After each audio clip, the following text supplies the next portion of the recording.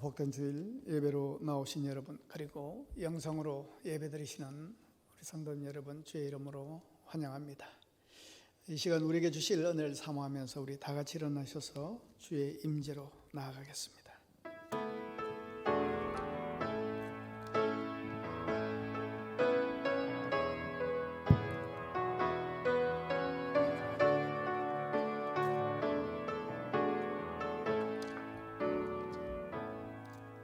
하늘의 문을 여소서, 이곳을 주목하소서. 주를 향한 노래가 꺼지지 않으니 하늘을 열고 보소서. 이곳에 임재하소서.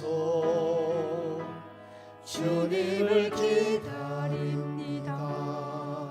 기도의 향기가 하늘에 닿으니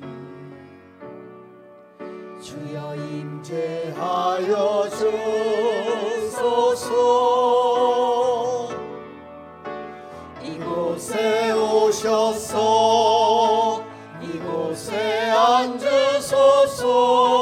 이곳에서 드리는 예배를 받으소서. 주님의 이름만이 오직 주의 이름만 이곳에 있습니다. 이곳에 오셔서 이곳에 앉으소서. 이곳에서 드리는 예배를 받으소서. 주님의 이름만이 오직 주의 이름만 이곳에 있습니다.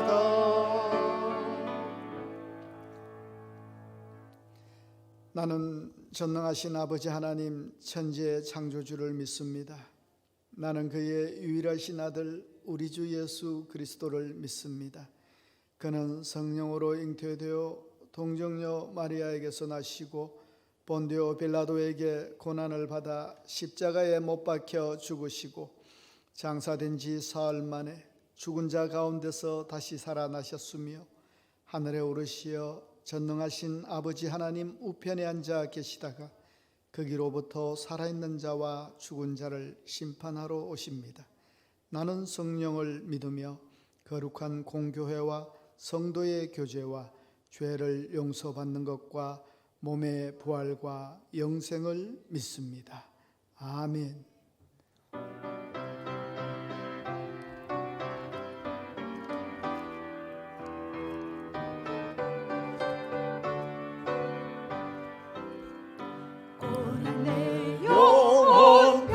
쉴 곳과 풍랑이로도 안전한 보고 폭풍까지도 다스리시는 주의 영원한 팔 의지에 주의 영원하신 팔 함께 하사 항상 나를 붙드시니 어느 곳에 가든지 요동하지 않음은 주의 팔을 의지함이라.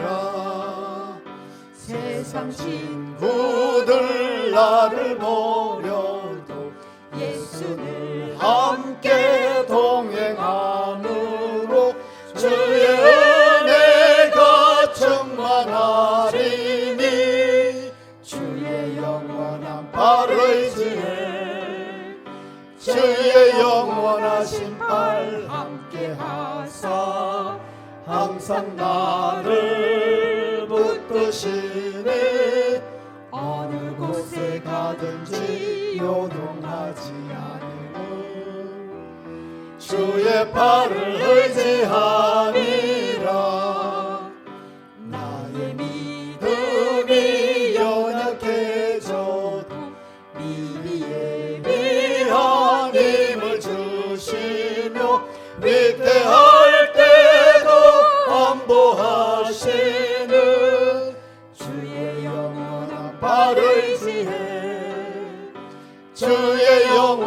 영원하신 팔 함께 하사 항상 나를 붙드시니 어느 곳에 가든지 요동하지 않으니 주의 팔을 의지함이라. 능치 못한 것 주께 없으니 나의 일생을 주께 맡기면 나의 모든 짐 대신 지시는 주의 영원한 팔 의지해 주의 영원하신 팔 함께 하사 항상 나를 붙드시니 어느 곳에 가든지 요동하지 않는 주의 팔을 의지함이라.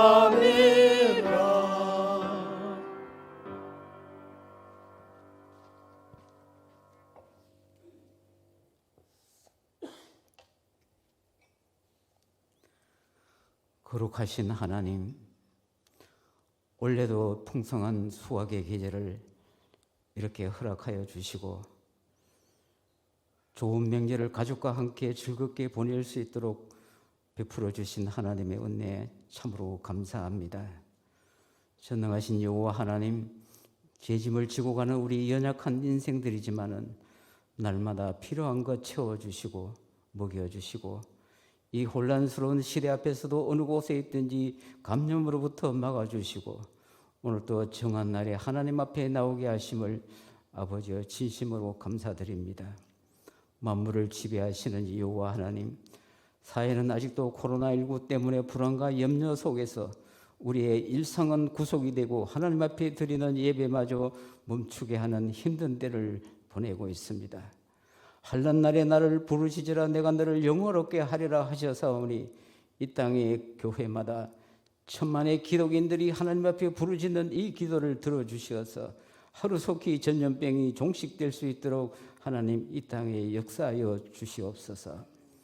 인류를 위해 십자가 지신 주님의 사랑으로 이 땅의 모든 전염병이 떠나가고 우리의 모든 일상이 회복되어 참으로 안전하고 함께하는 사회가 되도록 하나님 회복시켜 주시옵소서. 지금 이 시간도 이웃을 위해 지금도 감염된 환자들을 쉬지 않고 돌보는 의료진들에게 하나님 그들이 지치지 않도록 새 힘 주시옵소서. 그들의 공로가 참으로 이 땅에 빛이 되고 소금이 되어 축복이 되게 하여 주시옵소서. 간염으로 고생하는 환자들도 하루속히 회복되어 일상생활로 돌아갈 수 있도록 하나님 치료하여 주시옵소서. 아버지 하나님, 이 시간 암울한 시대를 바라보면서 참으로 답답하고 갈급한 심정으로 주님 앞에 나왔습니다. 드리는 예배를 통해 주님을 만남으로 억눌리고 두려웠던 모든 마음들이 풀어지고 회복되어 새로운 소망 가운데 여호와를 경외함으로 고난 마음 사라지고 성숙한 그리스도인으로 다시 거듭나는 은혜가 넘치는 귀한 예배가 되도록 하나님 함께하여 주시옵소서. 상한 갈대를 꺾지 아니하시는 하나님, 저희들 때로는 삶의 무게가 무거워 말할 수 없이 힘든 때도 있습니다. 이 시간 주님 앞에 모든 것 내려놓사오니 상한 마음 위로하여 주시고 기도의 제목들이 다 해결되도록 하나님 도와주옵소서. 행여나 육신이 고단한 사랑하는 형제들 하나님 이름으로 치료하여 주시고 고난 때문에 소망을 잃지 않도록 하나님 도와주시옵소서. 하나님 간곡히 바라옵기는 이곳에 모인 사랑하는 주님의 백성들, 이 혼란스럽고 불안한 이때이지만은 불꽃 같은 눈동자로 지켜주시어서 한 사람도 코로나에 감염되지 않도록 하나님 도와주시옵소서. 이 땅에 사는 동안 건강 때문에 어려운 일 당하지 않도록 하나님 늘 지키고 보호하여 주시옵소서. 어두운 영들이 코로나19를 통해 상킬차를 찾고 있는 이때 교만한 자가 나를 심히 조롱하였어도 나는 주의 율법을 떠나지 아니하였도다 주신 말씀을 늘 저희 마음속에 사모하면서 주님의 손 놓치지 않게 하여 주시옵소서. 사랑의 하나님, 반만년 역사를 통해 참으로 어렵게 이루어진 대한민국 사랑으로 세워주실 줄 믿습니다. 정직한 사회가 되게 도와주시고 정의와 공의가 무너지지 않는 사회가 되도록 하나님 이끌어 주시옵소서. 북한은 또다시 민간인을 총살하고 불태웠습니다. 인간의 존엄성마저 파괴하는 잔인한 북한에게 하나님 하루속히 복음의 씨앗이 떨어져 그들의 마음들이 다 선할 수 있도록 하나님 도와주시옵소서. 아버지 하나님께 간곡히 바라옵기는 이 땅의 좌파도 주사파도 교회를 억압하고 핍박하는 그들도 사회주의를 옹호하는 무리들도 국민을 지키고 나라를 세우는 일에는 한마음 되어서 더욱 국방을 튼튼히야 다시는 북한이 이런 일을 저지르지 않도록 하나님 우리 한마음 되어 이 나라를 지키게 도와주시옵소서. 우리 교회를 사랑으로 이끌어 주실 줄 믿습니다. 주님의 거룩한 뜻으로 이곳에 성전을 세워주셨사오니 무엇을 하든지 하늘의 의를 위하는 교회, 하나님이 원하시는 기뻐 받으시는 교회가 되도록 하나님 도와주시옵소서. 38년의 역사를 따라 우리 교회 이제는 영안이 맑아지게 도와주시고 서두병 같은 집사들이 넘쳐나는 첫사랑을 회복하는 거룩한 재단이 되게 하여 주시옵소서. 하나님 간곡히 바라옵기는 많은 불신자들이 영신교회를 통해 구원하여 싸우니 먼 미래까지 후손들에게 만민이 기도하는 집으로 믿음을 물려줄 수 있는 참으로 은혜가 넘치는 우리 교회가 되게 도와주시옵소서. 우리 사랑하는 담임 목사님 힘든 이때이지만 지혜롭게 잘 헤쳐나갈 수 있도록 언제나 영육을 강건케 하여 주시옵소서. 언제나 하나님 장중에 품어주시어 교회를 위하여 일할 때마다 성도들과 함께 기쁨이 되고 은혜가 되어 하나님께 큰 멸류관으로 인정받는 귀한 목자가 되게 도와주시옵소서. 오늘도 준비하여 전하는 모든 말씀들이 갈급한 심령들에게 담비가 되어 언제나 어느 곳에서나 거룩한 마음으로 믿음을 세워가는 저희들이 되도록 하나님 귀한 말씀 되게 하여 주시옵소서. 오늘도 교회를 위해 수고하고 기도하고 애쓰는 모든 성도들에게 하나님의 놀라운 사랑 넘쳐나기를 간곡히 바라오며 이 시간 부족한 지인 예수 그리스도의 이름 받들어 간곡히 기도드리옵나이다. 아멘.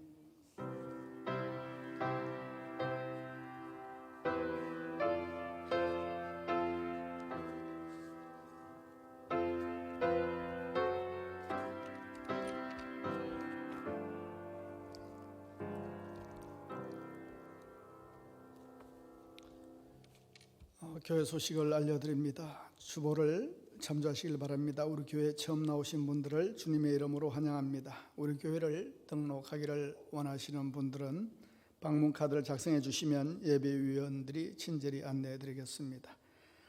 사회적 거리 두기 2단계 지침에 따르면 300석 이상의 예배실을 보유한 경우에 최대 50명까지 대면 예배 참석이 가능합니다. 또한 몸이 불편하시거나 건강에 우려가 되시는 분들을 위해서 우리 교회는 비대면으로 실시간 유튜브 영상 예배도 함께 드리고 있습니다.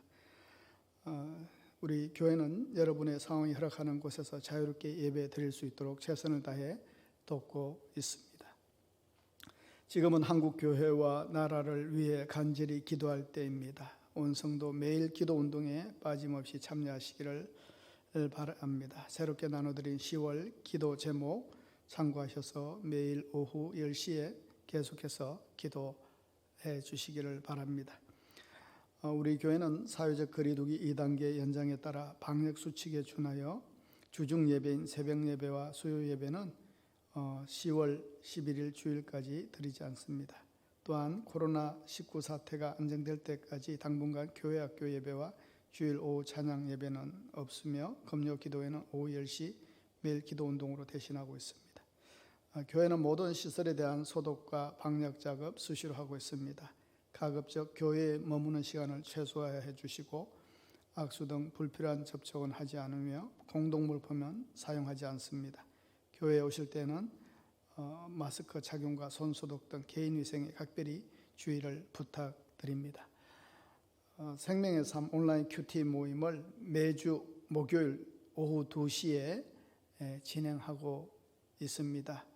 온라인으로 줌을 이용해서 지금 계속 교제하고 있는데 함께 참여하시길 원하시는 분들은 사무실로 문의해 주시면 초대할 수 있도록 하겠습니다.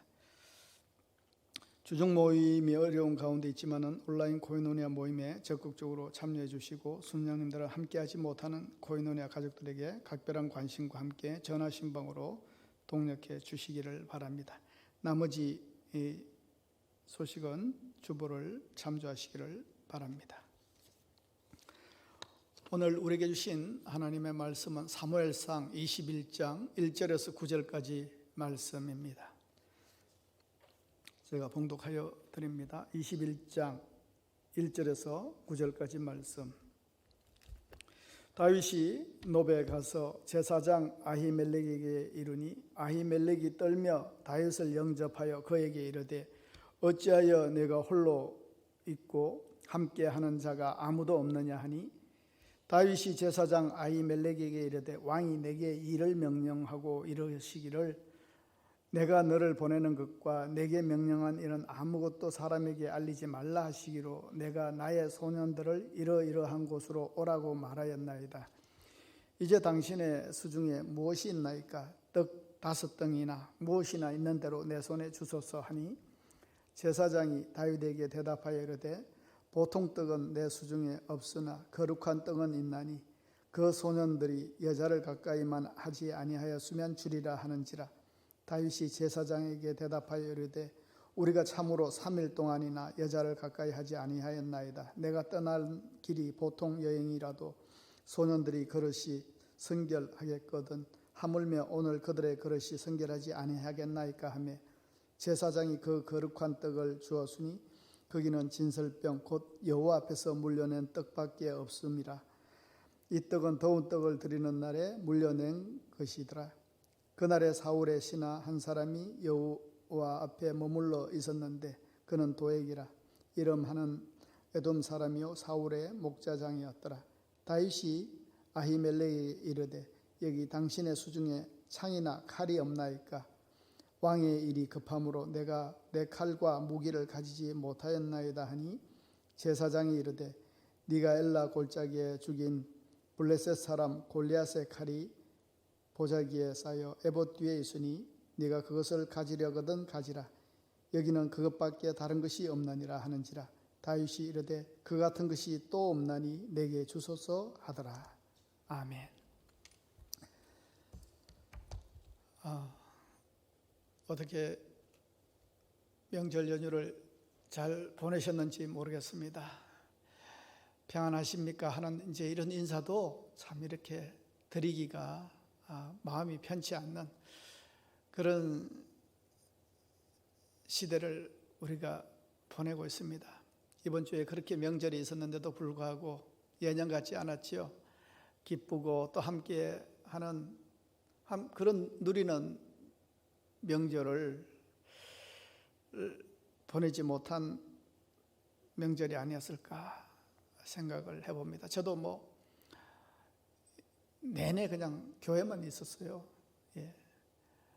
일찍 그냥 월요일 날인가 어머니께 잠깐 다녀오고 계속 교회만 있었는데 그래도 다니실 분들은 다 다니셨는지 오늘도 좀 많이 안 보이시는데 아무튼 우리가 다시는 이런 명절을 안 겪어야 될 텐데 여러분 이것을 두고 함께 기도해 주시기를 바랍니다.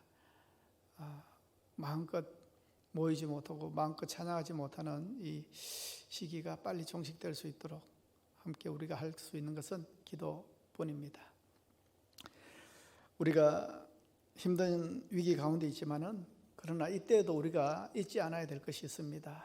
그것은 이때 우리가 할 수 있는 게 없지만은 우리가 추억을 소환해 보는 겁니다. 어떤 추억입니까? 하나님이 함께 하셨던 하나님이 내 인생 가운데에 간섭하셨던 그런 은혜를 지금 좀 소환하고 뒤져볼 수 있고 되새겨볼 수 있는 시간들이 있어야 합니다. 그것 가지고 우리는 또 이때를 하나님 은혜 붙들고 살아가야 되는 겁니다. 그런 은혜가 없으면 우리는 참 마음이 물 녹듯이 그냥 흐르는 것 같고 손에 힘이 빠지고 내 영혼이 싹 다 빠져나가는 것 같은 그런 허탈함과 허무함, 절망만이 우리 이 가운데 남을 수밖에 없습니다. 여러분, 역경지수라는 말이 있습니다. 역경지수라는 것은 어떤 역경과 고난을 당했을 때 그것에 굴복하지 않고 그 환경에 굴복하지 않고 그것을 이겨내는 것, 그 이겨내는 능력, 파워, 이것을 역경지수라고 합니다. 우리가 감성지수, 지수도 많죠. 진원지수, 이렇게 이런 것들이 많이 높다고 해도 그러나 이 역경지수는 좀 높을 필요가 있습니다. 그런데 이 역경에 대해서 대하는 사람들은 반응한 사람들은 가지각색입니다. 역경이 닥쳤을 때 어떤 사람은요 그냥 그 역경 가운데에 체념하고 불안해하고 또 막 남 탓하고 이러면서 자포자기하면서 이 시기를 보내는 사람이 있습니다. 그런 사람 주위에 있지 않습니까? 역경지수가 낮은 사람들. 또 이 역경에 대해서 또 캠퍼형이 있습니다. 캠퍼형이 뭐냐 하면은 이런 역경이 왔을 때 그냥 텐트를 치고 잠잠히 있는 겁니다.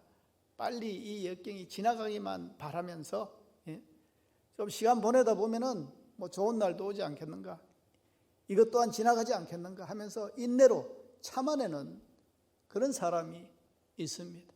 그런데 역경지수가 높은 사람은요 그런 역경이 닥쳤을 때 그 역경에 맞닥뜨려서 싸우는 사람입니다. 클라이머라고 합니다. 그 역경의 산을 정복하는 사람입니다. 우리도 이 역경에 참 역경, 위기, 고난, 환난 이런 것들 없으면 좋겠는데 우리도 다 경험해 보시지만은 피하려고 해도 피할 수 있던가요? 부지부식간에 또 예기치 못한 순간에 우리에게 닥칠 때가 얼마나 많습니까? 성경의 역사들을 보면은 성경의 많은 위인들이 역경의 승리자들입니다. 아브라함도 그랬고요, 모세도 그랬고, 요셉도 그렇고, 야곱도 그렇고, 모두 다 성경에서 하나님의 주신 힘과 능력으로 이긴 이 역경의 승리자들이 성경에 기록되어 있는 겁니다.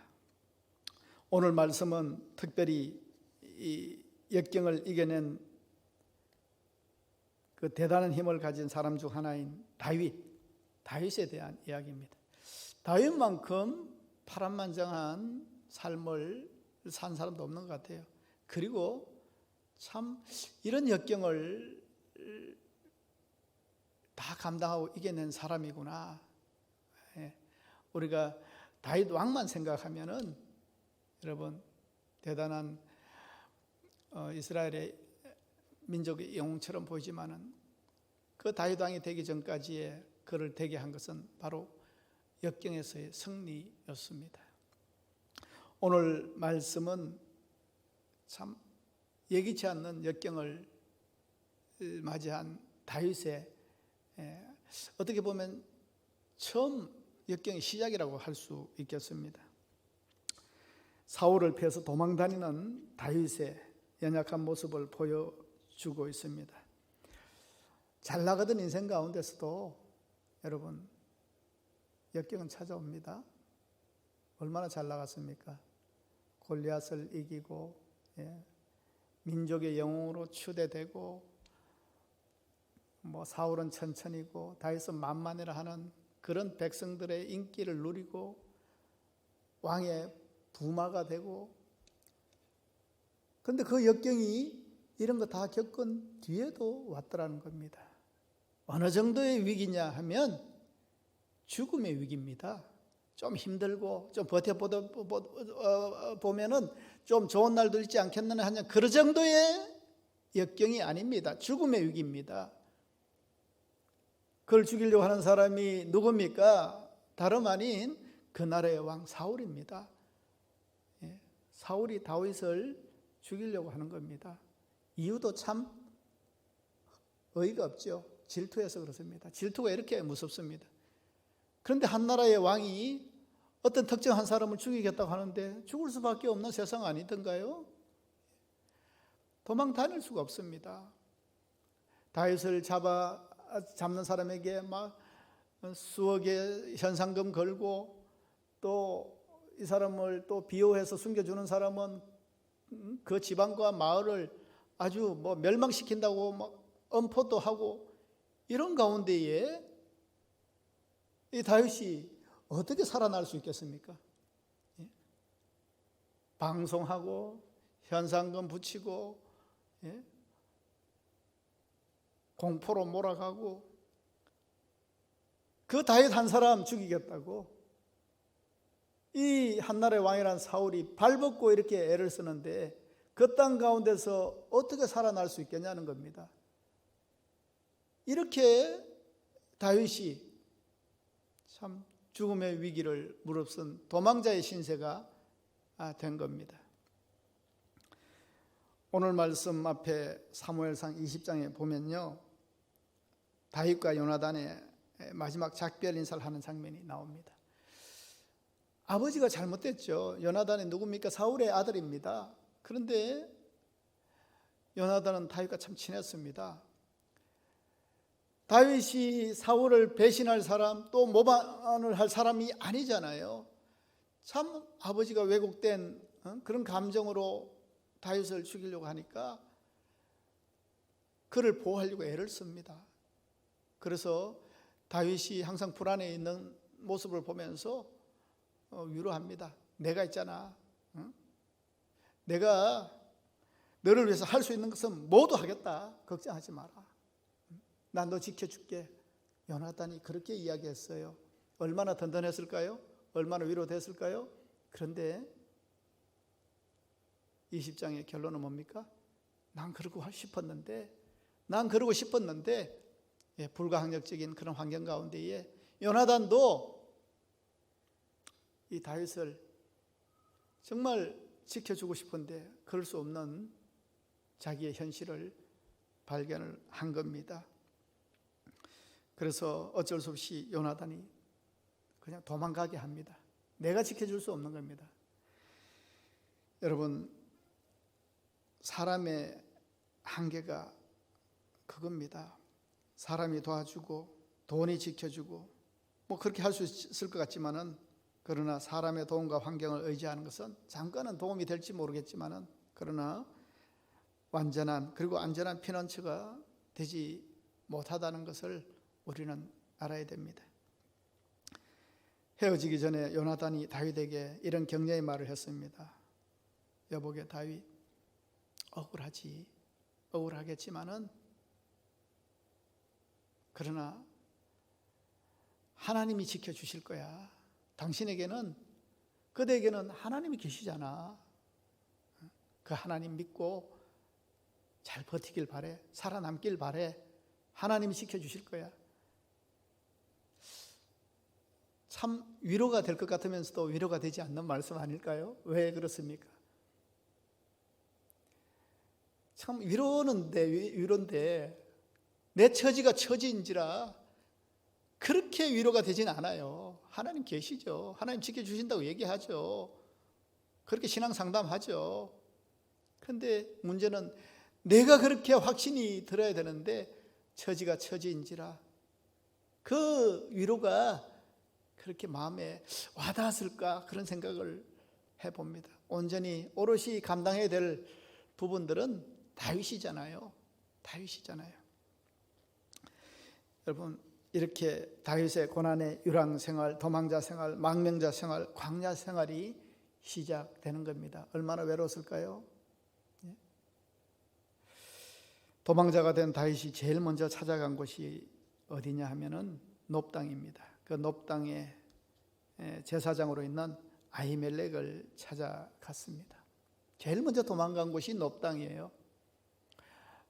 놉당은 예루살렘 북쪽으로 한 2km에서 4km 정도 위쪽에 있는 그런 지역인데, 원래는 하나님의 성소가 실로에 있었습니다. 실로에 있었는데 사사기에 보면은 그 블레셋에게 그 성전이 회파를 당해서 좀 더 안전한 내륙으로, 그래서 예루살렘 근처로 왔는데 거기가 바로 놋 땅입니다. 그러니까 그 놋 땅에서는 이제 성물이 있고 성소가 있고 또 예배도 드리고 또 기도하는 사람들도 오고, 그래서 아히멜렉뿐만 아니라 제사장들도 85명이나 있었고, 그래서 제사장의 성읍이다. 그러니까 뭡니까? 억지로 우리말로 풀어보면 제일 힘들고 어려웠을 때 교회 찾아간 겁니다. 교회 찾아간 겁니다. 예. 그래도 다윗은 믿음의 근본이 있어서 그때 제일 힘들고 지쳤을 때 교회 찾아간 거예요. 여러분, 거짓인 것을 알아도 속아주는 것이 교회입니다. 정의도 있지만 사랑과 용서가 범람한 것이 교회입니다. 또 빵과 금을 모두 공급하는 것이 이 교회입니다. 여러분들이 인생에 있어서 힘들고 역경이 있을 때 교회 와서, 교회 찾아서 기도하고 상담하고 그런 귀한 모습이 있었으면 좋겠어요. 다윗은 제일 먼저 교회에 찾아갔습니다. 그렇지만 사실 다윗은 여러분 반가운 손님이 아닙니다. 제사장에게, 놋 땅에. 오늘 말씀 1절을 보십시오. 다윗이 놋에 가서 제사장 아히멜렉에게 이르니 아히멜렉이 떨며 다윗을 영접하여 그에게 이르되 어찌하여 네가 홀로 있고 함께하는 자가 아무도 없느냐. 아히멜렉이 마중 나왔는데 떨었다고 했습니다. 아마 이 밤에 찾아왔지 않았겠나 싶어요. 뭐 밤이라는 기록은 없는데 혼자 사람들 피해서 오려고 하면 밤 아니었겠어요? 그래서 왔는데 아히멜렉이 의아한 거죠. 이 밤에 혼자 다윗이 찾아온 겁니다. 왜 떨었겠습니까? 이미 온 땅에 소문이 자자하게 퍼져 있었던 것 같아요. 사울과 다윗이 사이가 안 좋다는 거, 사울이 다윗을 죽이려고 한다는 거. 지금 이 상황은 이제 도망자의 생활이 시작되기 때문에 뭐 다윗에 대한 뭐 체포령이나 수배령이 전달되기 전이 아니겠는가 생각을 합니다. 그래서 아히멜렉 제사장이 다윗에게 어찌하여 네가 홀로 있고 함께하는 자가 아무도 없느냐? 다윗이 원래 혼자 다닐 그런 신분, 지위가 아닙니다. 거느리고 다닐 사람이 혼자 이 야심한 밤에 나를 왜 찾아왔느냐는 겁니다. 짐작했던, 걱정했던 그 일이 벌어진 거 아닐까? 아히멜렉이 큰일 났잖아요. 사울이 싫어하는 사람이, 찾으려고 하는 사람이, 이제 숲에 내려질 사람이 자기를 찾아온 거 아닙니까? 신고해야 되나요? 왜 혼자 왔느냐? 이 몰골이 뭐냐? 이렇게 질문할 때 다윗이 다분히 임기응변적인 거짓말을 합니다. 사울왕이 자기에게 어떤 명령을 내리면서 아무 것이라도 사람에게 아무것도 알리지 말고 뭐 나의 소년들, 그러니까 자기 부하들과 따로 떨어져 가다가 약속 지점에서 내가 만나기로 되어 있어서 내가 거느리고 있는 사람들이 지금은 없다, 이 얘기한 겁니다. 우리가 옛날에 뭐 암행어사가, 암행어사 생각하면 되겠죠. 무슨 특수 임무를 띠고 그런 그 미션을 가지고 지금 혼자 이렇게 다니기 때문에 그렇다, 이렇게 핑계를 댄 겁니다. 아마 다윗이 이렇게 말한 것은 아히멜렉을 속이려고 했다기보다는 나중에 알게 될 거 아닙니까? 사울에게 죽음을 받을 거 아닙니까? 왜 다윗이 왔었는데 숨겨두었느냐? 그렇게 얘기했을 때 자기도 할 말을 먹여줘야 되지 않습니까? 왔는데 왕의 명령을 받고 암행으로 다닌다고 생각해서 그렇게 생각했다. 다윗이 그렇게 얘기해서 나는 그렇게 믿었다, 그렇게 얘기하면 자기는 살 수 있지 않겠습니까? 그러니까 부더니 내 속이 어떻고 자초지종이 어떻고 이거 얘기 안 하고 예? 최소한 그 아히멜렉 제사장을 보호하기 위해서 거짓말을 했다. 이렇게 좀 생각해 줘야 되지 않겠습니까? 그러나 아히멜렉은 알았던 것 같아요. 예? 딱 보면 알죠. 그런데 뭐 꼬치꼬치 질문하지 않았습니다. 예? 그리고 또 두 마음도 품지 않았습니다. 지금 행색인 이 다윗에게 성실히 협조하고 있습니다. 다윗은 먼저 아히멜렉에게 먹을 것을 구합니다. 도망자 신세에 얼마나 배가 고팠을까요? 민생고부터 해결해야 되지 않겠습니까? 여기 떡 좀 있습니까? 무슨 얘기입니까? 좀 먹을 거 없습니까? 뭐 좀 한 5덩이나 좀 주십시오. 5덩이. 떡 좀 한 5덩이 정도만 좀 있으면 좀 주십시오. 여기 말씀에 이 보통떡 4절에 보시면 제사장이 이 다윗에게 이야기해요. 뭐 저녁이 늦었으니까 뭐 벌써 저녁이 끝났죠. 밥은 없죠. 예. 그런데 이제 밥을 찾으니까 보통떡은 내 수중에 없으나 거룩한 떡은 있나니 그 소년들이 여자를 가까이 하지 아니하시면 주리라. 이 보통떡이라는 것은 일반 사람들이 먹는 그 뭐 식량, 식사 그건 없다는 겁니다. 그런데 있는데 뭐냐 하면은 거룩한 떡은 있다는 겁니다. 거룩한 떡이 뭡니까? 진설병. 그게 어디 차려져 있습니까? 성소 안에. 언제 차려놓습니까? 매주 안식일에 더운 떡, 떡을 12개 이렇게 세팅을 해놓는 겁니다. 항상. 그리고 일주일 뒤에 다시 그것을 걷어서 다시 떡을 이제 교체를 하는 거죠. 그래서 물려낸 그 진설병. 근데 그거는 누가 먹어야 됩니까? 율법적으로 제사장과 그 가족들만 먹어야 됩니다. 그 다른 사람 먹으면은 율법을 어기는 거예요. 그런데 아히멜렉이 그거 모르겠습니까? 그럼에도 불구하고 이건 법이라고, 내가 있지만은 못 준다고 그렇게 얘기하지 않았습니다. 아히멜렉은요, 하나님이 원하시는 것은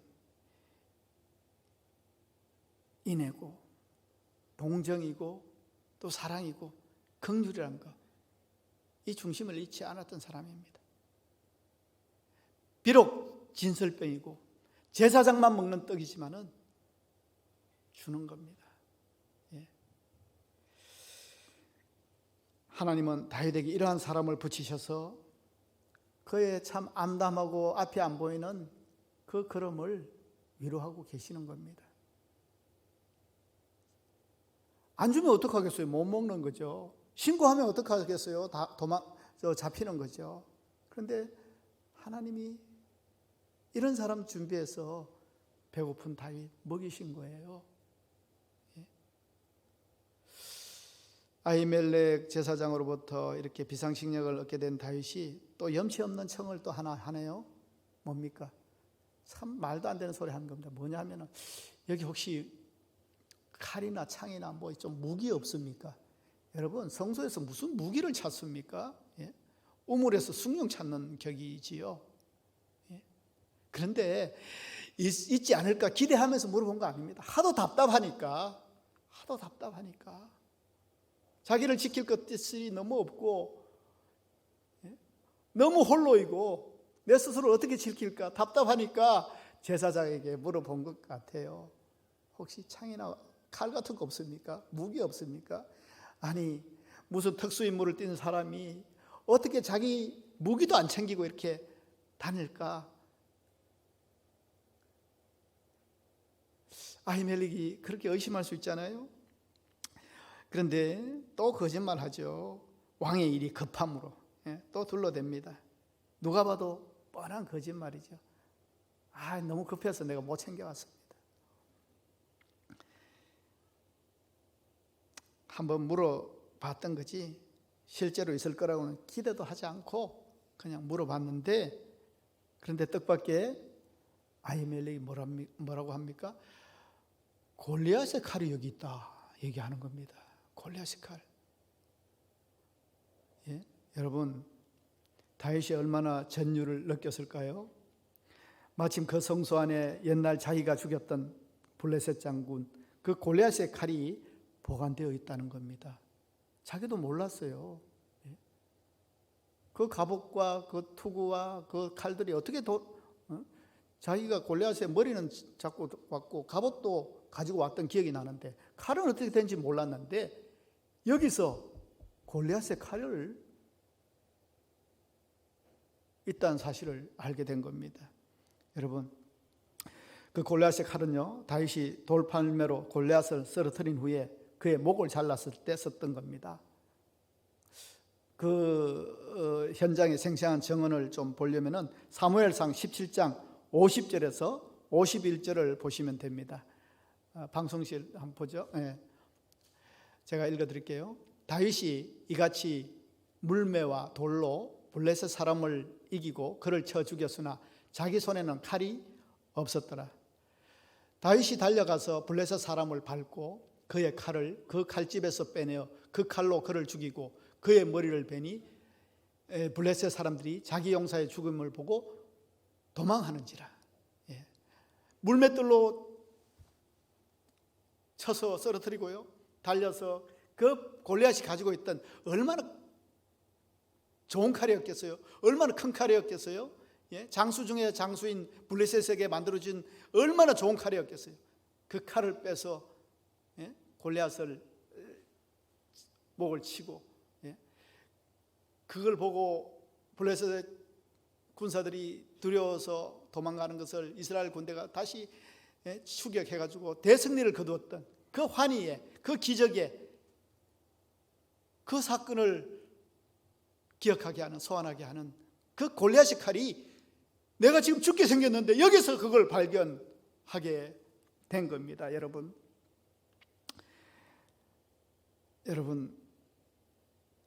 그 칼, 설마 다윗에게 돈이 있다고 하더라도 이스라엘 어디에도 그런 고급 외제 칼을 구할 수는 없었을 겁니다. 그렇게 좋은 칼을 구할 수 없었을 겁니다. 이거 가지려면 가지라고 얘기하니까 다윗이 탐복해서 9절에 보시면 그 칼 같은 것이 또 없나니 내게 주소서. 무슨 얘기입니까? 이것보다 더 좋은 무기가 어디 있습니까? 간단한 겁니다. 내가 구하려고 하는 것보다 더 훌륭한 그런 칼이 이것보다, 이걸 누가 예배하셨어요? 아히멜렉이 준비했습니까? 이때 여호와 이라고 하는 겁니다. 하나님이 준비하셨어요.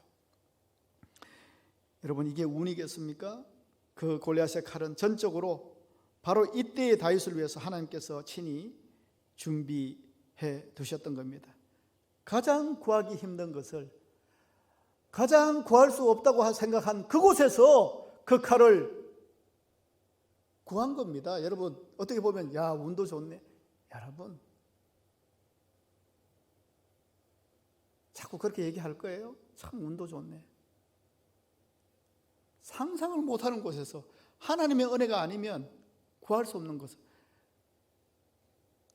그래서 우리 인간에게 그럴 수도 있지 하는 그 생각을 완전히 내려놓게 하기 위해서 하나님은 우리가 두 손 두 발 든 그때에 하나님이 일하실 때가 많아요. 왜냐하면 하나님의 은혜와 능력을 하도 인정을 하지 않으니까. 그래, 그건 네 잘났다, 네가 잘나서 했다, 그래 네 운이 있어서 그래 구했다 해라. 하도 그렇게 스스로를 합리화하고 기적을 인정하지 않고 하나님의 은혜를 인정하지 않으니까 알았어, 그건 네가 잘나서 그런가. 근데 이 다윗이 그 골리앗의 칼을 보면서 어떤 생각을 여러분 했을까요? 그 칼을 휘둘렀을 때 그 광경이 기억되지 않았을까요, 여러분? 여러분, 다윗이 가장 약하고 두려워할 때 하나님께서는 당신께서 얼마나 그를 한시도 잊지 않고 완벽한 섭리를 통해서 돌봐 주고 계시는지 그 골리앗의 칼을 통해서 기억하도록 하셨어요. 네가 지금 비록 도망자의 신세에 있지만은 너 이 칼 보면서 생각나는 거 없어? 네가 그때 정말 거대한 골리앗 앞에 섰을 때 누구도 기대하지 못하고 누구도 이긴다고 생각하지 못할 때 네가 나를 믿고 나갔잖아. 죽으면 죽으려는 이름으로 나갔잖아. 그래서 이겼잖아. 그게 뭡니까? 골리앗의 칼인 겁니다. 여러분, 어느 TV 퀴즈 프로그램 중에 이런 문제가 있었습니다. 여러분도 한번 맞춰보시길 바랍니다. 제가 지난주에 사실은 말씀드렸어요. 그때는 갑자기 제가 충동적으로 생각이 나서 뭐 자세하게 좀 전해드렸는지 모르겠지만은 오늘 정리를 좀 했습니다. 문제는 이렇습니다. 알랭드 보통, 아놀드 슈왈츠제네거, 파울로 코엘류 등 세계에서 가장 성공한 사람들이 출연해가지고 유명해진 미국의 팟캐스트 TV 프로그램이 있습니다. 그 프로그램의 진행자는요, 3년간 200명에 걸치는 거물급 인사들을 모두 막 이렇게 인터뷰한 결과 이 성공한 사람들에게서는 한 가지 공통된 점이 있다는 것을 발견했다고 해요. 평소에 이것을 습관화하면 어려움이 닥쳐도 이겨낼 수 있는 힘을 준다고 하는 유명인들의 이 슬럼프 비결인 이 습관은 과연 무엇이겠습니까? 하는 질문입니다. 여러분 지난주 기억나요? 정답 뭐예요? 메모. 예, 메모는 메모죠. 그런데 그 앞에 한자가 더 있습니다. 성취 메모. 메모 중요하죠. 예, 메모하는 습관 중요합니다. 왜냐하면 우리의 기억력은요, 휘발성이 있어서 쉽게 까먹어 버려요. 저도 요즘 너무 그걸 절실하게 느껴서 막 속이 상하고 막 벽에 막 머리를 한번 쥐어박고 싶은 그런 충동이, 그런 이렇게 깜빡깜빡하는 일들이 저에게도 있어요. 그런데 이 기억력이란 것이요, 특히 위기 가운데 있으면요, 의식이 최소화되고 감정 스트레스에 쌓여가지고 판단력도 흐려지고 마땅히 생각할 것을 생각하지 못하게 된다고 합니다. 그래서 우리는 메모를 해야 된다고 해요. 그래서 이 메모는 제2의 두뇌다 이렇게 얘기합니다. 그래서 유명한 사람 스티브 잡스, 빌 게이츠, 워렌 버핏 이런 유명한 사람들의 공통점이 이 메모광입니다. 메모 열심히 하는 걸로 소문난 사람들입니다. 우리도 메모 좀 하잖아요. 하루 일정도 메모하고 스케줄도 기록하고 장 볼 때 목록도 작성하고 또 어떤 사람은 독후 감상문도 쓰고 육아일기도 쓰고 여행일기도 쓰고 왜 씁니까? 나중에 한번 보겠다는 거죠. 그러면서 그 추억에 잠기겠다는 거죠. 예. 메모하는 것은 귀한 중요한 습관입니다. 예. 그런데요, 그런 메모보다 더 우리에게 필요한 것은 영성 메모입니다. 예. 그 메모를 봤을 때요, 특히 성취 메모는 다른 사람들이 해주는 어떤 위로보다 힘이 된다고 합니다. 성공의 사건을 기록하는 겁니다. 내가 좀 잘한 거, 그런 거 기록해 놓고 오늘 또 하루 또 열심히 살았으면 오늘도 열심히 살았다. 그건 간단한 거라도, 그리고 또 실적을 많이 냈으면 오늘 내가 어디 실적을 1등 했다. 많은 사람의 축하를 받았다. 이런 기록들을 잘했던 거. 그런데 사람이라는 것이요, 참 잘 까먹잖아요. 정말 잘했는데 1월 달에 실적을 최고로 냈는데 2월 달에 또 바닥을 쳤으면 이 1월 달에 그 성과를 참 많이 냈던 그거 까먹어 버려요. 그걸 또 평가절하해 버려요. 그러면서 지금 당장 이렇게 못한 거, 이거에 대해서 우리가 골머리를 앓고 힘들어하고 좌절한다는 거죠. 그런데 이 성공한 사람들은요, 그렇게 스트레스가 받고 힘이 들 때 뭐 하냐면 성취 메모를 보는 거예요. 성취 메모. 내가 이렇게 잘한 적이 있었지. 이렇게 내가 잘했었네. 이렇게 그때 내가 이겨냈었네. 내가 그때 그걸 극복했었네. 이거 보면서 지금 현실은 힘들지만, 스트레스 받지만, 역경이 있지만, 위기가 있지만, 그거 보면서 그 스트레스를 이겨내더라는 겁니다. 그게 성공한 사람들의 습관이란 겁니다. 성취 메모의 습관. 여러분, 저는 지금 그 메모 이야기를 하려고 하는 것이 아니고요, 성취 은혜를 이야기하는 겁니다. 성취 은혜. 예. 우리도 역경과 위기와 고난을 당할 때가 많잖아요. 예. 그런데 우리가 들춰봐야 될 것은 성취 은혜 아닐까요? 내가 하나님과 함께해서 즐거웠던 거, 하나님이 이거 정말 하나님이 하셨어요 하는 그런 기록들, 내가 또 하나님 의식하고 내가 이걸 선택할 수 있었지만은 믿음으로 이걸 선택했던 거, 뭐 잘했던 거, 예? 또 어떤 막 부정 가운데서 하나님 의식하고 코람데오 정신으로 막 이겨냈던 거, 뭐, 예? 그런데 정말 하나님께서 함께 하셨고 상 주셨던 거, 뭐 이런 기록들, 그런 거 여러분 좀 기록해 두세요. 예? 이걸 위해서 영성일기라는 것도 있습니다. 저도요, 영성일기를 좀 썼는데 요즘 게을러져서 못 쓰고 있어요. 예? 그런데 며칠 전에 그 영성일기를 한번 보다가요, 제가 얼마나 위로를 받았는지 몰라요. 내가 그때 마음이 이랬었구나. 이렇게 될 것을 모르고 그때는 이렇게 힘들었었는데 그때 이겨냈었구나. 그걸 보면서 하나님이 이때를 위해서 계셨구나 하는 그런 막 은혜들도 발견하게 되더라고요, 여러분. 그냥 일 닥치면, 좋을 때는 막 할렐루야 찬양하다가 힘들고 어려우면은 놔두세요, 내가 지금 교회 나갈 때가 아닙니다, 그런 얘기 할 거예요, 여러분.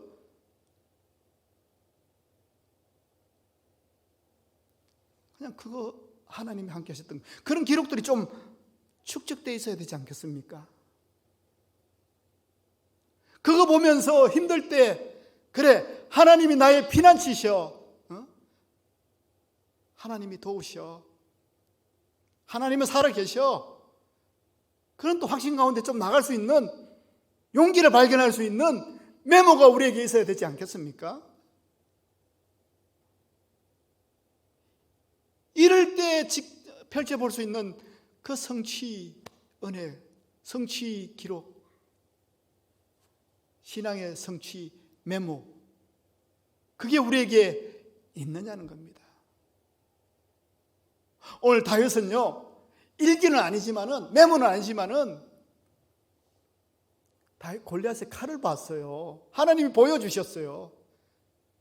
그 칼을 보면서 그가 얼마나 감격했을까요? 얼마나 부들부들 떨었을까요? 그 칼을 보면서 그 약관의 나이에 있을 때 그 하나님밖에 모르고 내가 정말 그 담대함으로 나갔던, 내가 생각해도 그때 내 모습 너무 멋있고 너무 담대하고 너무 기특하고 내가 쓰담쓰담 해주고 싶은 그 모습을 골리앗의 칼을 보면서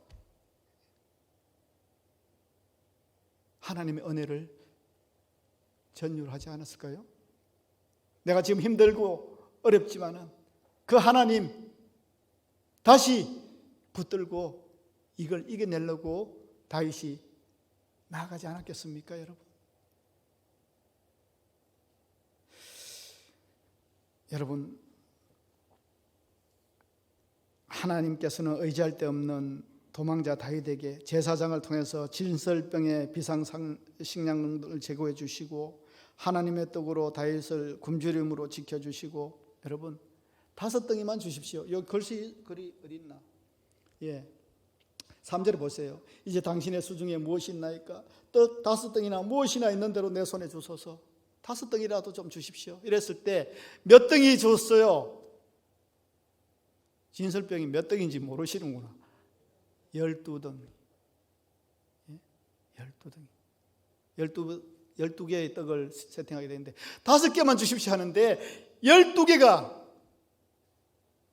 12개로 먹이시는 하나님의 은혜가 있었습니다.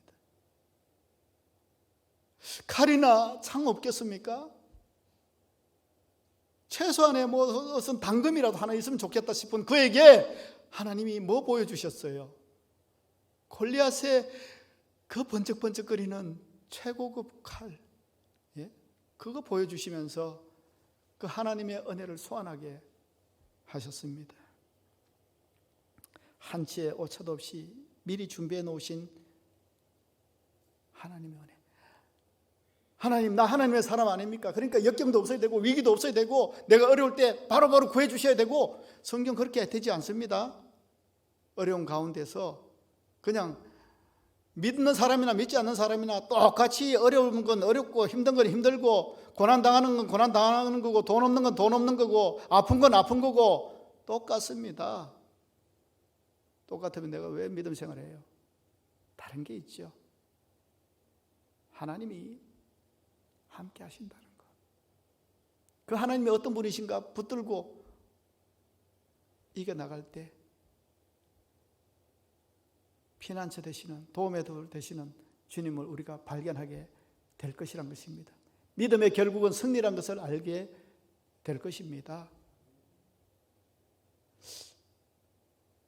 여러분, 여기까지 이제 설교를 마쳐야 되는데, 어떤 사람이 뒤에 딱 보면서 10절에 보시면 오늘 9절까지 했잖아요. 그날에 다윗이 사울을 두려워하여 일어나 도망하여 가드 왕 아기스로 가니, 아니, 목사님, 그렇게 힘을 얻었으면은 주님 주신 힘과 능력으로 일어나서 담대하게 살아가야 되죠. 지금 이건 뭡니까? 아니, 하나님 의지 않고 다윗이 사울을 두려워해서 가드로도 망명했는데요. 앞에 하신 말씀하고 뭐가 안 맞잖아요. 그런 시험 들까 봐 시간은 없지만 밑에도 조금 더 해드리려고 그래요. 여러분, 이 심한 두려움에 사로잡혀서 다윗이 망명했는지 전향을 했는지 살기 위해 블레셋 땅으로 내려간 건 맞습니다. 위기의 때에 이방 땅으로 내려가는 것은 하나님을 의지하지 않는 죄악입니다. 그것은 하나님에 대한 불신의 죄입니다. 그런데 다윗은 살겠다고 용병 대우를 바랬는지 몰라도 그 대적인 가드로 내려가서 아기스 왕 앞에 서게 된 겁니다. 그런데 자기의 생각과는 다르게 그를 호의적으로 받아들이지 않고 우리의 민족의 영웅이었던 골리앗을 죽인 철천지 원수가 다윗입니다. 그를 대접한다는 게 말이 됩니까? 죽여야 됩니다. 무슨 흑심을 품고 여기 왔는지 모릅니다. 분위기가 이렇게 돌아가는 거예요. 다윗이 어떻게 했어요? 꼼짝없이 죽게 됐구나. 도망하지도 못해요. 여러분, 얼마나 모양 빠집니까? 다윗이 이런 분위기에 뭐 했느냐 하면 살겠다고 초점 이런 눈을 해가지고 대문짝에 등을 대고 거적거리면서 침을 수염에 흘리면서 미친 채 하기 시작했습니다.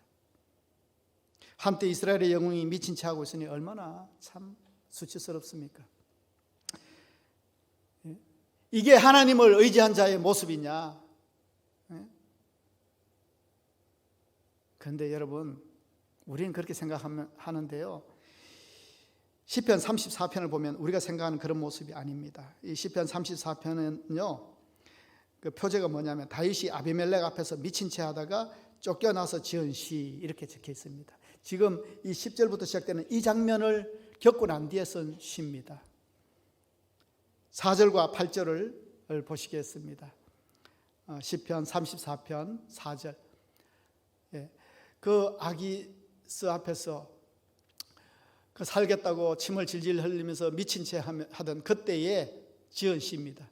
내가 여호와께 간구하며 내게 응답하시고 내 모든 두려움에서 나를 건지셨도다. 그들이 주를 앙망하고 광채를 내었으니 그들의 얼굴은 부끄럽지 아니하리로다. 이 공고한 자가 부르짖음에 여호와께서 들으시고 그의 모든 환난에서 구원하셨도다. 여호와의 천사가 주를 경외하는 자를 둘러 진치고 그들을 건지시는도다.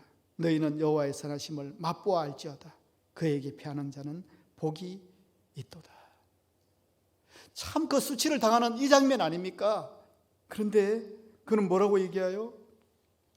다윗은 그 모든 두려움에서 하나님께서 나를 건져주셨다. 건져주셨다. 그의 얼굴이 부끄럽지 않게 해주셨다. 그의 수치를 감당해 주셨다고 고백하고 있는 겁니다. 그래서 그런 은혜를 맛보고 난 뒤에 우리에게 이렇게 권합니다. 너희는 여호와의 선하심을 맛보아할지어다. 나는 맛봤다는 겁니다. 너희는 여호와의 선하심. 나는 꼼짝없이 죽게 됐는데 내가 임경변에 탁월해가지고 미친 채 해가지고 살아난 게 아니고요. 하나님 살려주세요. 내가 여기 와서 이렇게 또 죽게 됐습니다. 하나님, 그때도 하나님 놓치지 않았습니다. 어떻게 하지? 내 잠깨로 살아난 게 아닙니다. 하나님, 아니 미친 채 하면 미쳤다고 죽이라고 그러면 죽는 거죠. 하나님이. 그냥 다윗은 그 위기 가운데서 절절하게 또 경험하는 거예요. 너희는 여호와의 선하심을 맛보아할지어다. 그에게 피하는 자는 복이 있도다. 그 가운데서도 하나님이 나를 살려주셨다. 우리는 모르겠어요. 보이는 것은 참 이렇게 모양 빠지는 모습인데 다윗은 그 경험을 하고요, 몸이 절절히 전율을 느끼면서 너희는 여호와의 선하심을 맛보아할지어다. 너희들도 내 같은 은혜를 맛보았으면 좋겠다. 여호와께 피하는 자는 복이 있다. 그렇게 이야기하고 있어요. 그것이 또 뭡니까? 하나님의 은혜의 성취의 기억이죠. 은혜의 메모리죠. 그 위기 가운데서 살려주신 하나님은 또 각인된 겁니다. 여러분, 이것뿐만 아니에요. 그것을 뒷받침한 시편 하나 더 있는데 시편 56편에 보면은 여기에도 표제어가 뭐냐면 다윗이 가드에서 블레셋인에게 잡힌 때에, 이 장면입니다. 이 장면에 여러분 1절 2절 이렇게 나와 있어요. 여호와여 하나님이여 나를 긍휼히 여기소서. 사람이 나를 삼키려고 종일 치며 압제하나이다. 나의 원수가 종일 나를 삼키려 하며 나를 교만히 치는 자 많사오니. 여러분, 지금 다윗은 시간적으로 종일 숫자적으로 많은 사람들로부터 지금 위협을 당하고 있습니다. 이 9절부터 마지막 절 15절 이 안에 내용들이 지금 많은 사람들이 그냥 저기 막 적군들로 쌓여져 가지고 하루 종일 숫자적으로 많은 사람들로부터 위협을 당해요. 그런데 시편 56편을 반복해서 나타나는 마을이 있는데, 그런 시가 있는데, 그럼에도 불구하고 내가 하나님을 의지하였은즉 두려워 아니하리니 사람이 내게 어찌하리이까. 그 상황 가운데서도 그가 내세우는 믿음의 카드가 있어요. 뭐냐면 내가 하나님을 의지하였은즉 두려워 아니하리니 사람이 내게 어찌하리까. 이 신앙의 담대함과 고백이 이렇게 쉽게 나오는 겁니까, 여러분? 축적되어 있었잖아요. 신앙의 은혜가 경험되어 있었잖아요. 신앙의 기억과 메모리가 있었잖아요. 이때 하나님 잊은 거 아닙니다? 그 가운데서 하나님이 들려주신 그게, 그래서 다윗은요 온 인생이 하나님의 은혜로 절절히 체득되어 있는 사람이에요. 체득, 몸에. 왜요? 그런 은혜를 얼마나 많이 경험되고, 그래서 굳이 기록 안 해도 돼요. 순간순간 하나님 의지하고. 우린 그렇지 않잖아요. 언제 그랬냐는 듯이 조금만 이렇게 느슨한 시기를 맞이하면은 뭐 또 믿음과 신앙과 예배에 또 이렇게 멀어져 있는 내 모습을 보기도 하고. 그래서 우리는 기록해야 된다는 겁니다. 그래야 기억을 소환해서 내가 힘들 때, 역경일 때, 위기 때 그거 보면서 내가 하나님께 드렸던 마음, 하나님께서 내한테 주셨던 은혜들, 하나님이 하셨어야 하는 그런 기억들로 내 신앙의 역경 가운데서 이길 수가 있지 않겠습니까? 다윗처럼 이렇게 파란만장하게 쳐맞으면서 죽다 살아나듯이 이런 거 많이 경험하고 그때서야 절절히 내 몸에 체득되기를 원하십니까? 아니에요. 하나님은 순간순간 우리에게 주신 은혜가 있는데 그거 놓치지 말고 여러분 좀 붙들어야 나중에 그것이 나를 살리는 기억이 될 줄 믿습니다. 그냥 여행 일기 그런 것보다 뭐 일반 일기 뭐 그것도 써야 되겠지만 영성 일기, 영성 메모. 하나님이 오늘 나에게 뭐라고 말씀하셨는가? 나는 또 하나님을 의식하면서 믿음으로 무엇을 감당했는가? 이런 것들 좀 기록해 놓을 필요가 있겠습니다. 여러분, 다윗이 경험한 하나님에 대한 성취의 은혜의 사건으로 나오는 이 담대함 쉽게 나오지 않았습니다. 그는 그 위기의 사건 가운데서도 하나님의 은혜의 사건, 성취의 사건, 하나님의 은혜를 기억해 하는 성취의 은혜가 온전히 그를 주장하게 했습니다. 그것이 죽음 가운데 있는, 죽음처럼 그런 깊은 암흑 가운데 있는 그를 살리는 힘이 되었던 겁니다. 언제 우리 앞을 낙담하게 하고 실망하게 하고 암담하게 하고 두렵게 하는 그런 위기가 우리에게 찾아온다 할지라도 우리 믿는 구석이 좀 있어야 되지 않겠습니까? 그 믿는 구석을 찾기 위해서 하나님이 우리에게 주셨던 그 은혜를 우리가 좀 축적하고 기록할 필요가 있겠습니다. 우리가 우리의 인생 가운데 그 성취 메모가 풍성할수록, 성취 은혜가 풍성할수록 나의 도움이 어디서 올고 나의 도움이 천지를 지으신 여호와께서로다 하는 고백을 우리는 할 수 있을지라 믿습니다. 바라기는 우리가 지금 다 알지 못해도 내가 하나님의 사람임을 포기하지 않는 한, 또 그 하나님의 사람임을 기억하는 한, 결국 주님은 내게 가장 유익한 방법으로 합력해서 선을 이루시며 우리를 지켜주실 줄 믿습니다. 그런 하나님의 사람 되시기를 축원합니다. 그런 하나님이 챙겨주시고 조율하시고 보호하시는 믿음의 삶을 살아내시는 우리 영신의 가족들 다 되시기를 주의 이름으로 축원합니다. 기도하겠습니다. 하나님 아버지, 감사를 드립니다. 한치 앞을 알 수도 없는 우리의 인생을 살아가지만은, 그래서 원치 않는 고난과 우격다짐과 참소를 당하는 가운데도 있을 때도 있지만은, 그러나 우리가 하나님 편에 서게 하시고 하나님이 함께 하시고 도우신 은혜로 살아갈 수 있는 믿음을 허락하여 주시옵소서. 저희들이 힘겨워하는 위기를 만날 때에도 쉽게 포기하지 않게 하시고, 그 언젠가 하나님이 함께 해주셨던, 또 책임져 주셨던, 또 함께 하셨던 그 주님을 기억하게 하시고 혼자가 아님을 알게 하시고 주님의 신실한 믿음의 좋은 자와 함께하는 은혜를 주셔서 용기를 얻고 지혜를 얻는 그런 믿음의 삶을 살아내는 저희들이 되게 주님 인도하여 주시옵소서. 오늘 세상은 다윗을 유랑하는 자, 도망하는 자라고 하지만 하나님은 적극적으로 함께하여 주셨고 하나님께서 주신 은혜를 우리가 보았습니다. 우리도 사랑의 뜻과 섭리의 검으로 도우시는 여호와 하나님을 의지하며 살아가게 하시고 하나님의 살아계심과 역사하심을 똑똑히 목도하는 우리의 믿음이 되게 주님 인도하여 주시옵소서. 기도할 때에 지혜의 눈이 열리게 하시고 문제의 해결을 발견하게 하시고 함께 하시는 주님을 발견하며 살아가는 저희들의 믿음의 삶이 될 수 있도록 주님 함께하여 주시옵소서. 감사드리며 예수님의 이름으로 기도합니다. 아멘.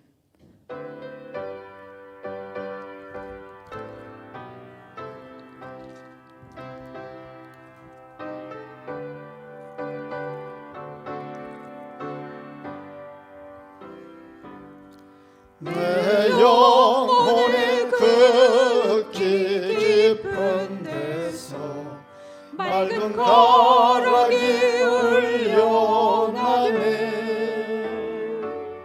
하늘 곡조가 언제나 흘러나와 내 영혼을 고이 사네.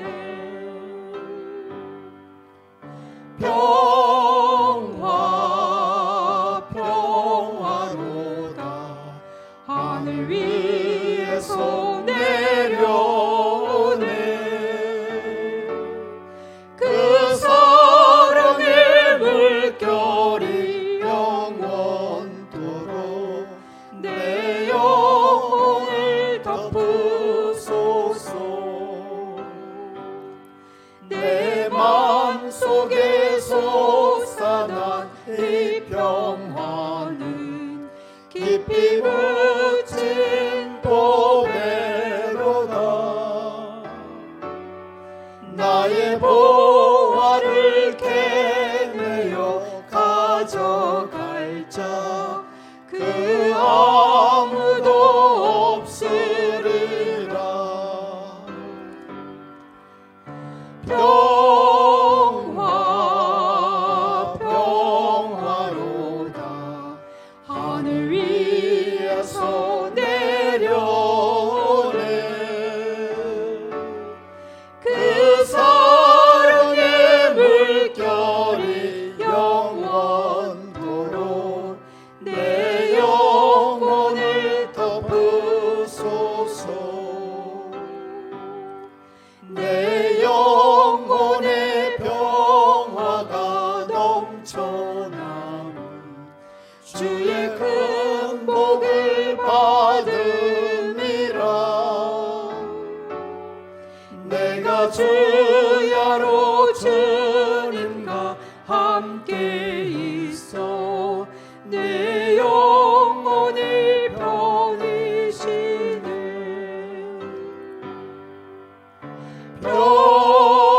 평화 평화로다.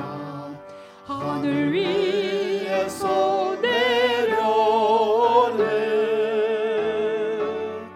그 사랑의 물결이 영원토록 내 영혼을 덮으소서.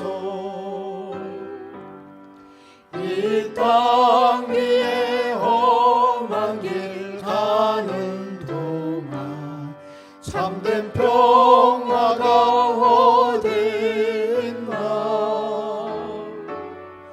우리 모두 다 예수를 친구 삼아 참 평화를 누리겠네.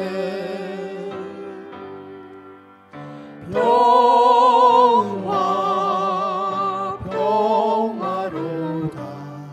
하늘 위에서 내려오네. 그 사랑의 물결이 영원토록 내 영혼을 덮으소서. 하나님 아버지 감사합니다. 이 귀한 날 주님께 나올 때에 하나님께서 우리에게 주신 은혜를 감사하는 마음으로 예물을 드려오니 주님 함량하여 주시고 하늘의 복을 부어주시고 충만케 하시는 은혜로 나아가는 귀한 헌금이 되게 주님 인도하여 주시옵소서. 모든 것은 진심으로 감사해서 기쁨으로 자원하며 헌신하는 마음으로 드려지게 하옵시고 하나님만이 내 인생의 주인이시며 소망이며 목적임을 고백하는 신앙적 헌신으로 드려지는 예물이 되게 주님 인쳐 주시옵소서. 항상 주님 주신 은혜로 드려지게 하시고 주실 은혜를 믿고 드려지는 예물이 되게 주님 인쳐 주시옵소서. 감사드리며 예수님의 이름으로 기도합니다. 아멘. 이제 명절 연휴도 지났고 이제 다음 주부터는 지금 이번 주가 조금 주의를 좀 지켜보면서 좀 긴장은 좀 하고 있습니다만은 지금 계획은 그렇습니다. 다음 주부터는 이제 새벽 예배도 다시 시작하고 수요 예배도 다시 시작하고 그런 계획을 가지고 있는데 지금 마음은 그렇습니다. 여러분들도 마음에 또 준비를 또 하시면서 다시 예배로 회복되어지기를 기도하는 가운데에 새벽 예배 그리고 수요 예배에 적극적으로 참여하시는 여러분들이 되시기를 바랍니다. 우리 서로 인사하겠습니다. 사랑하고 축복합니다. 사랑하고 축복합니다. 다 같이 일어나셔서 635장 찬양합니다.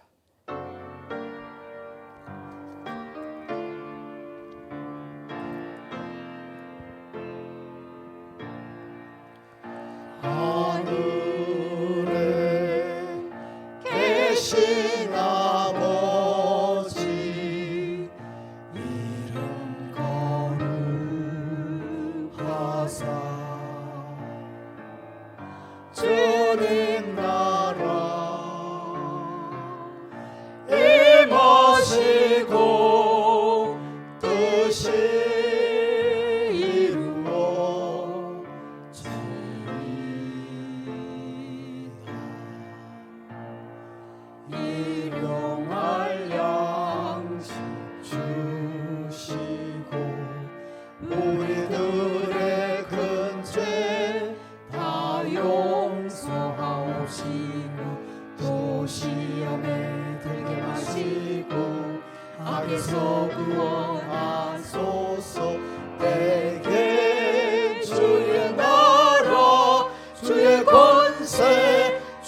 영광 영원히 아멘.